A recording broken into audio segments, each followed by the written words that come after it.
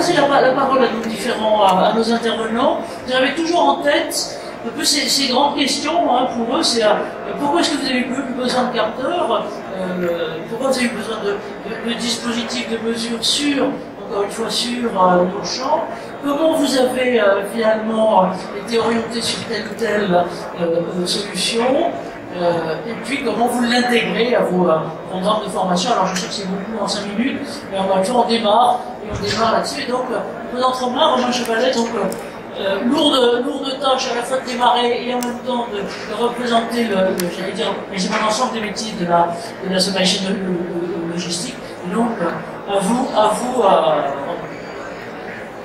Bonjour à tous.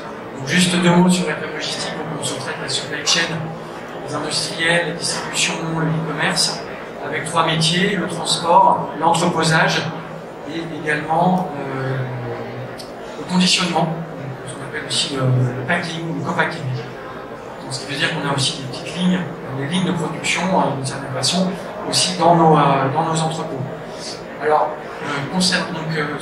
répartis dans 14 pays, entreprises françaises, familiales, le capital est détenu par 2 familles, la faible logistique c'est Ford et Hachette, une entreprise familiale et internationale, 29 000 collaborateurs dans le monde. Alors, concernant notre sujet, si on regarde un peu sur les métiers aujourd'hui, on a des métiers qui sont exposés notamment au TMS, en particulier donc, les préparateurs de commandes sur tout ce qui est manutention de port de charge, mais aussi les collaborateurs qui travaillent sur le co-packing. On peut avoir des problématiques de posture, de répétitivité, d'un cycle court, et puis aussi pour des activités de gerbage, dégherbage, notamment pour des palettes en hauteur, de déchargement des containers aussi. Voilà, on teste un certain nombre de solutions et on essaie de s'approprier aussi des solutions à notre main. Les enjeux pour nous aujourd'hui, le sujet d'aujourd'hui, des capteurs, c'est d'objectiver des situations de pénibilité, des situations à risque, d'avoir des données pour convaincre, sensibiliser, notamment ceux qui prennent des décisions à l'occasion des projets de transformation, des projets d'automatisation, également aussi de sensibiliser les managers, les collaborateurs, et c'est vrai que les données sur nos sujets sont nécessaires. On utilise actuellement, on teste ou on utilise 3 types de technologies. Donc, on peut passer du coup à la suivante. Alors du motion capture depuis assez récemment en fait. En utilisant un téléphone portable, on y reviendra sur puisque l'autre on va en parler ensuite, qui nous permet effectivement de faire une analyse posturale. L'intérêt, c'est qu'on a l'image, donc on peut du coup faire un lien direct entre un risque et une situation de travail, un geste de l'opérateur, des données qui sont restituées assez rapidement. Par contre, la contrainte, c'est que sur des activités comme la préparation de commandes, où on fait des kilomètres par jour, des variabilités, des produits, des situations, des aléas qui sont énormes, on ne peut pas suivre avec un téléphone ou filmer ces opérateurs dans la durée. Donc c'est bien effectivement aujourd'hui sur certains types d'analyses, par exemple on l'utilise en Inde pour ils testent un exosquelette. On utilise effectivement cette technologie avec des vidéos notamment pour comparer avec et sans l'exosquelette quels sont les résultats. Deuxième solution, la veste connectée et le pantalon connecté. Donc ça c'était utilisé en France. Alors jusqu'à précédent c'est en France, en Espagne, en Inde. La veste connectée c'est en France, c'est développé avec une Miguel Fiori, c'est un peu avec eux. L'intérêt c'est d'avoir des capteurs répartis dans la veste ou dans le pantalon, donc plus de capteurs, une fiabilité, un détail sur les données qui est plus important. Néanmoins, il y a des inconvénients aussi, donc on n'a pas l'image. Et puis pareil, en termes de suivi, on peut le faire sur une journée. Le dispositif nécessite d'être rechargé, donc on est limité en autonomie. Par ailleurs, aujourd'hui, on a le confort du vêtement extrêmement important, on a un problème avec le confort.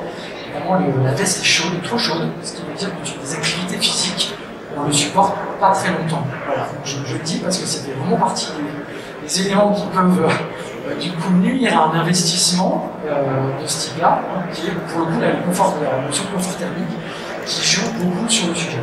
Dernière technologie utilisée, plus récente, donc il s'agit de capteurs gyroscopiques avec de l'IA, l'intelligence artificielle. Là, l'intérêt, c'est qu'on va pouvoir, donc ce sont des petits capteurs de quelques grammes que vous pouvez positionner sur votre t-shirt ou sur votre bras, qui vous permettent une analyse du coup, des membres supérieurs, donc, soit flexion, torsion, extension pour les bras. Il y a moins de données récoltées, par contre, c'est des données essentielles pour nous, correspondent en tout cas à nos situations à risque. Et là, on va pouvoir équiper des collaborateurs pendant 30 jours. Juste pardonnez-moi, parce qu'on arrive sur les temps là, juste une question là de finale. Quel est le retour justement pour les opérateurs et comment c'est intégré mes 45 secondes à peu près?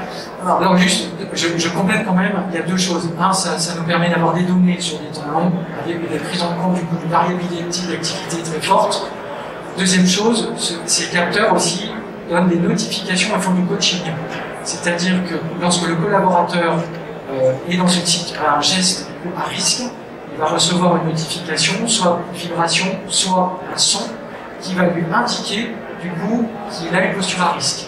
Et donc là, il y a un double enjeu, c'est donc la réduction des situations à risque du fait d'une sensibilisation des collaborateurs directement, mais aussi par des données qui vont être analysées, qui vont permettre d'identifier ces situations et de les retravailler ensuite. Retour des collaborateurs, il dépend en fait de l'accompagnement local. Lorsque sur des activités, aujourd'hui on l'a utilisé, on finit les tests de 6 mois en Pologne, 190 utilisateurs, donc on a des retours importants. On a des activités où ça a été porté localement par les managers et les QHSE, en expliquant, en suivant les résultats, en les analysant, on a des retours positifs, on a une réduction globalement de 30% du nombre de gestes à risque, moins 30%, d'accord? La réduction est beaucoup plus forte, effectivement, là où on a eu ces accompagnements. On a des collaborateurs qui, du coup, découvrent, malgré des formations gestes et postures, on sait la limite des formations gestes et postures, on les donne une fois, on les répète pas forcément, et qui, du coup, redécouvrent, et du coup, ils se sont intéressés à leurs données parce qu'ils ont accès à leurs propres données, d'accord? Et puis, on a des collaborateurs qui n'ont pas été suivis, pas vraiment encadrés, des managers qui n'étaient pas intéressés par la question, et par cette technologie, et qui dit bon, on s'en moque un peu. Moi, l'important, c'est j'ai l'impression que ça me ralentit dans mon travail. Si je suis effectivement, si je fais attention, et voilà. Donc voilà, on a les deux figures, plutôt des personnes, plutôt des retours positifs, évidemment, et un lien très fort avec la proximité et l'accompagnement et la solution sur place. Merci Romain, et voilà, effectivement ce qu'on voit bien là, c'est l'importance finalement à la fois bien sûr du déploiement, mais aussi du retour vers l'opérateur pour que non seulement il s'agisse de surveillance, mais qu'il s'agisse bien de monitoring et de développement.